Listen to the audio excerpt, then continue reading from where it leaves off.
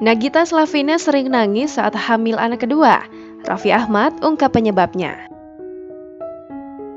Pasangan artis Raffi Ahmad dan Nagita Slavina tengah diselimuti kebahagiaan. Pasalnya, wanita yang akrab disapa Gigi itu sedang hamil anak kedua yang sudah lama dinanti-nantikan. Saat ditemui, Raffi Ahmad mengatakan usia kandungan Nagita Slavina masih terbilang muda, baru di trimester pertama.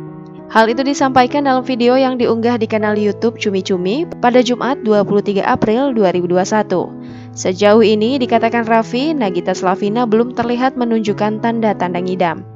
Hanya saja pria 34 tahun ini melihat ada perubahan emosional pada sang istri. Menurut Raffi Ahmad, pada kehamilan Nagita yang kedua ini, istrinya jadi lebih sering menangis. Kemungkinan penyebabnya diungkap Raffi berkaitan dengan hormon.